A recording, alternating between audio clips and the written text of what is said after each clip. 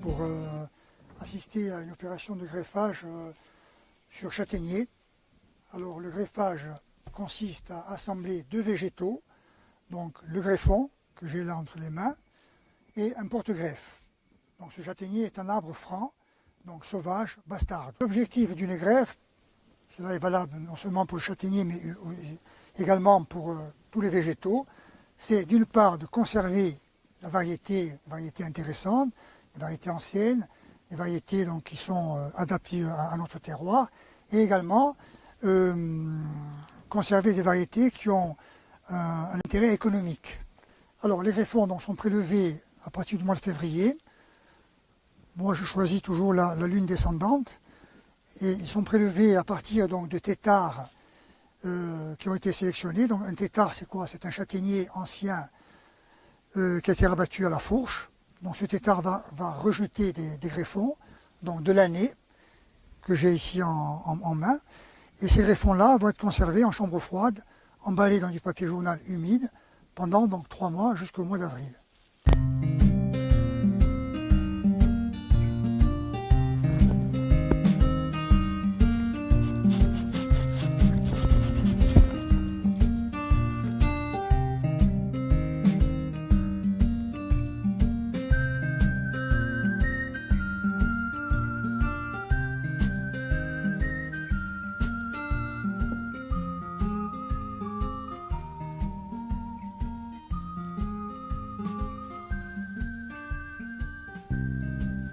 Donc la boucle, au départ, est donc une boucle qui permettra ensuite de serrer au maximum le raffia.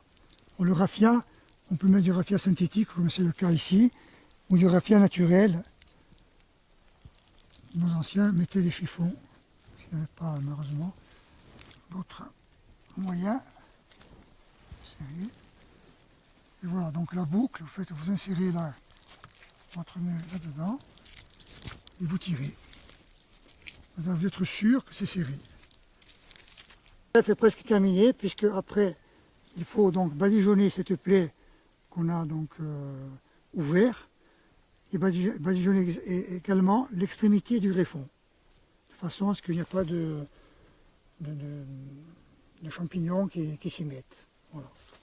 Ensuite, on cicatrise la plaie avec du mastic naturel. Une fois que la greffe est terminée, ça demande évidemment un suivi qui est très important. Pourquoi? Parce que la greffe en couronne est une greffe fragile, étant donné que les greffons sont placés donc en bordure du porte-greffe. Il suffit qu'un coup de vent, un oiseau vienne se poser dessus et le greffon peut se casser. Donc qu'est-ce qu'on préconise?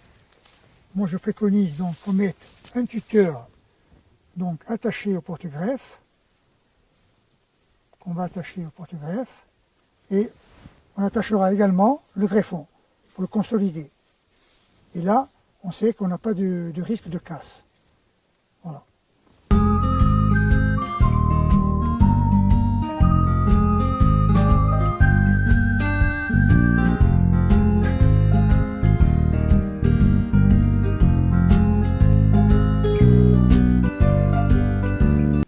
Nos anciens ont toujours pratiqué un greffage de châtaignier qui était tout à fait différent de celle que j'ai pratiquée aujourd'hui. C'était une greffe qu'on appelait la greffe en flûte en français et à fischio en corse. C'est-à-dire que bon, la technique difficile à un peu expliquer, c'était une greffe en flûte.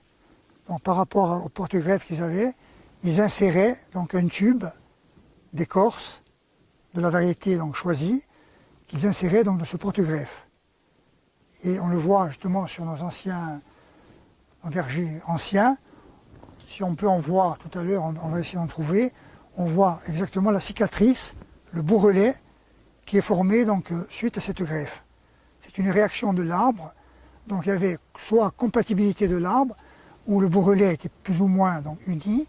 S'il y avait incompatibilité de l'arbre, donc entre le porte-greffe et le greffon, il y avait une réaction de l'arbre qui faisait que le bourrelet était beaucoup plus développé. Mais aujourd'hui, donc la greffe, beaucoup de gens la pratiquent parce qu'il y a eu des formations qui ont été réalisées notamment par la Chambre d'agriculture pendant des années, auprès donc, des professionnels, auprès des propriétaires. et auprès de gens qui étaient intéressés par ce genre d'opération. Bon, moi, la chance que j'ai eue, c'est que mon père, qui était donc enseignant et en même temps passionné d'arboriculture, m'a transmis ce savoir. Voilà, donc j'ai la connaissance de la greffe, de la taille des arbres fruitiers en général, et de tous les types de greffes. Voilà, parce que la greffe, ce n'est pas uniquement ce que l'on vient de voir, c'est greffer toute l'année sur des agrumes, sur des arbres à noyaux, des arbres à pépins, donc voilà, en fonction de différentes techniques. Voilà, et j'essaie aujourd'hui de transmettre ce savoir à mon fils, qui j'espère aussi sera un jour donc intéressé par l'agriculture. La filière châtaigne a longtemps été, donc après la guerre, un peu délaissée. D'une part parce qu'il y a eu l'exode rural, et la châtaigneraie n'a repris son essor qu'à partir des années 80. Donc nous avons relancé la filière en la modernisant, en faisant beaucoup de rénovations de vergers anciens, ce qui n'était pas évident au départ, parce que les anciens ne comprenaient pas pourquoi on rénovait les châtaigniers de façon très sévère, donc on les rabattait carrément, parce que le chancre, l'encre, donc avait eu raison de notre châtaigneraie. Donc ça, c'était la première opération, donc réhabiliter donc, notre verger ancien. Ensuite, la rénovation est une chose, mais il faut que derrière, économiquement, ça suive. Donc nous avons modernisé les moyens de récolte, donc en mettant en place donc, une récolte avec filet, parce que la main-d'œuvre disparaissait petit à petit, puisque les villages se désertifiaient. Donc nous avons donc récolté des châtaignes avec filet. Ensuite, nous avons, dans la suite logique du filet, sont venues les récolteuses, les trieuses à châtaignes, les fours donc à air pulsé. J'éviterai d'employer le mot de four à gaz, parce que bon, ça peut prêter à confusion. Bon, c'est des fours à air pulsé.